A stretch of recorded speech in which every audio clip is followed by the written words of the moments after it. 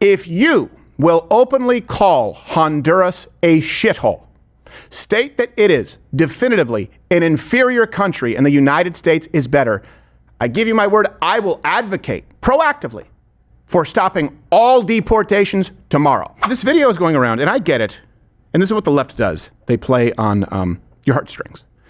And I understand where you can watch this, and initially, and this is the issue that we discuss, there's nothing wrong with empathy. Empathy is a great thing. You can't allow empathy, especially temporary empathy, or empathy with a complete lack of context, to override logic, to override reason, and to override rule of law. Because I'll switch one thing. There are billions of people in the world, and if because you feel empathy in this video, you say, oh, we have to let these folks stay, well, then you have to let everybody else in.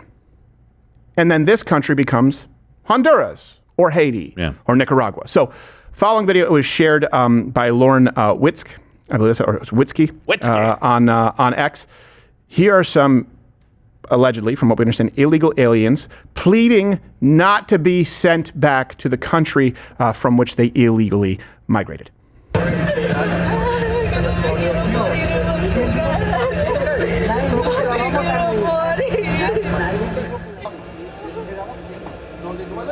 Mis hijas esperándonos en la casa. 6 niñas tengo, dependen de nosotros.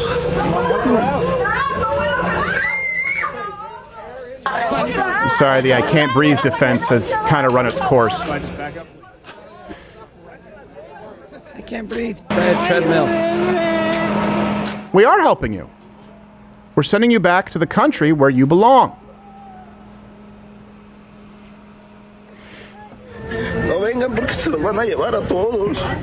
Yeah, so don't come because they're going to take everyone away for people listening on audio.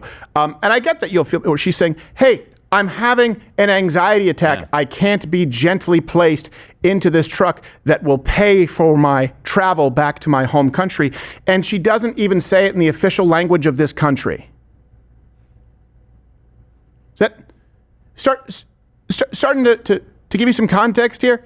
Yeah, sure, of course you can feel bad. You can feel bad for anyone who has a bad day, but if it's a self-inflicted consequence, like entering the country illegally, being a crime, you would also think if they respect you, who, I don't know about, comment below if you have kids to take care of, who depend on you. The main difference is you likely pay taxes, right? You likely have to follow the rule of law here. You can't get free health care because you're not on the books and just show up in an emergency room. Wouldn't it be nice if it was that big of a deal to not go back to Honduras or any other country, whether it's Nicaragua, whether it's El Salvador, whatever it is at that moment in time? Wouldn't it be nice to care enough to learn any of the language of the country? The United States is not a place to just be used. Yeah, sure. I feel bad that those people are having a bad day. I also feel bad for the American taxpayer who's being fleeced to the tune of $150 to $425 billion a year. That's what illegal aliens cost Americans. Also, here's the thing. I want to issue a challenge to Democrats out there because they're sharing this saying, how can you do this? How can you be this cruel? Hold on a second. Wait. I thought all countries were equal.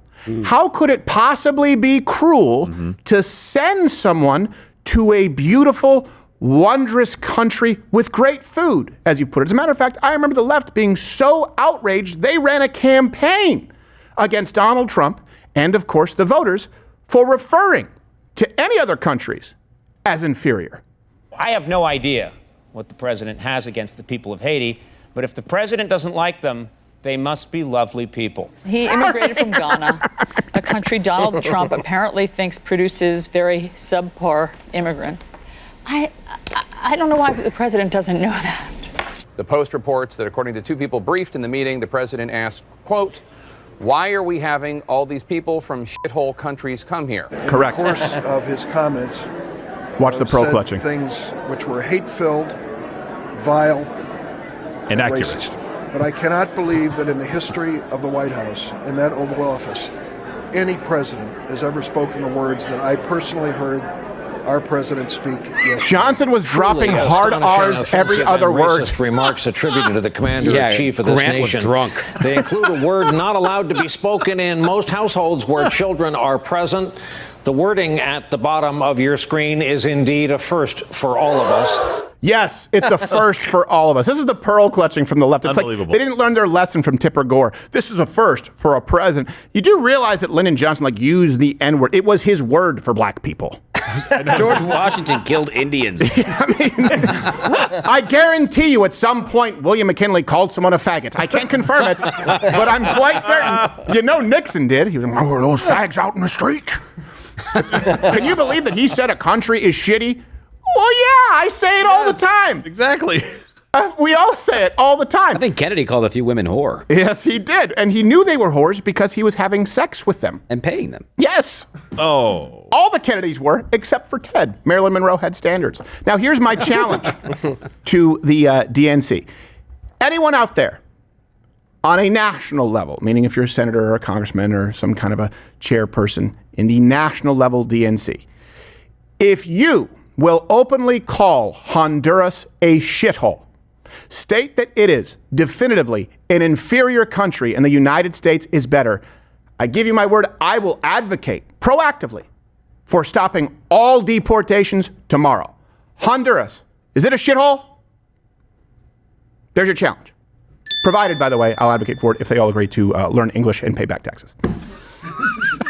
Little caveat there. I doubt it. Also, I doubt they're going to do it. Any of them flying Honduran flags? I want to know that too, because people say the same thing about Mexico. Don't send me back. Yeah, but you came here, you didn't learn the language, and you fly the Mexico. Why would you fly the flag of the country that you don't want to go back to? And that you apparently hate. I hate this stuff because the guy, again, you feel bad for the guys having a bad day and the mom's having a bad day. Sure. I've got 6 kids that depend on me. What do you think is going to happen to those kids? I mean, from every story that we have heard, ICE, when they separate people and they go, hey, where do you want us to place these children? These children, if they had them here, are American citizens. They can get on the plane with you and go down there and come back freely, by the way. So there is no separation. Do you have a family member that we can put them with right now? Is there a way for us to take? We're not just going to leave them to fend for themselves at home, which is kind of the implication that most Dems will run with. Right. This is one of the most kind of, I guess, humanitarian ways to do it. This isn't like the Gestapo. This was guys talking, hey, it's okay, I understand. They get it. They're human beings. But we also got a problem to solve. Yeah. So let's solve it. This is what we asked for. It's going to be messy. It's going to suck. It's going to be emotional for a lot of people, even if you support it. But don't stop, because the other outcome is way worse. It's way more emotional. Well, the left has killed. The left has no answer other than passive citizenship for everyone. I know. That's the alternative. Hey, Gen Z, you want to buy a house? Yeah. For these migrants, I feel bad. But, Sure. Also, I think that the subject in the video, he realized the reason at the end. He said, hey, don't come here. Yes. Yeah. Don't. Yeah. You shouldn't have came here. It's almost as though if you're going to come, there's a lesson learned. Yeah. And if you're going to come here and you know it's illegal, how about you have a plan? Yeah. You have a plan when you get caught. Yeah. Stow some money away. If you're going to, I'm not trying to give advice to people, but holy moly. It's personal responsibility at a certain point too, right? I think about that. I'm not a perfect person. I've broken the law. I've had a plan. Yeah. Yeah. Yeah, I'm going to drive home drunk. Okay? Wait, what? Blitz, dude. Yeah. Blitz. But you know what I'm going to do? I'm going to fly my plane. Right. Yeah, there you go. No roads. Hey, if you're driving a car and you're above the legal limit, your blood alcohol level, and you don't have any insurance, and you've racked up some speeding tickets, and you have some kids in the car, the cop just go, oh, I'm sorry, on your way. I'm sorry, I didn't know that you had implicated children in your criminal activity. Oh, it's fine. You have kids. You have to get them home. It's fine then. That's fine. We'll it's settle not this fine. later after our Harvard meeting. It's personal responsibility. Take care of yourself, man. It's not my job. And this is there are no answers from the left. No.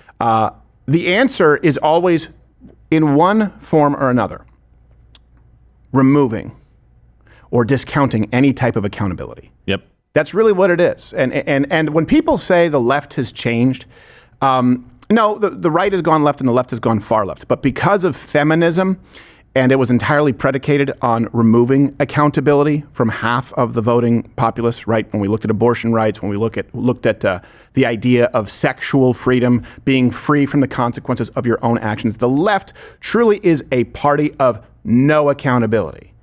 If you ever bring up, hey, you can actually work really hard and get ahead. No, you can't. You can only say that if you're a white male, in which case you actually need to be silent, sit down and shut up, because you don't understand the lived experience of these other folks. That's why young Gen Z men, by the way, are voting overwhelmingly conservative, because they're going, wait a second, we just want to be able to love our country and we want to be able to work and reap the fruits of our labor. No, that's literally white supremacy is what the left says, along with the nuclear family. And so if you bombard a generation of people, and now multiple generations, with the idea that nothing is ever their fault, it's always society's fault. And you've heard those actual words in songs and films and series. No, you don't need to change. I heard this in Rent.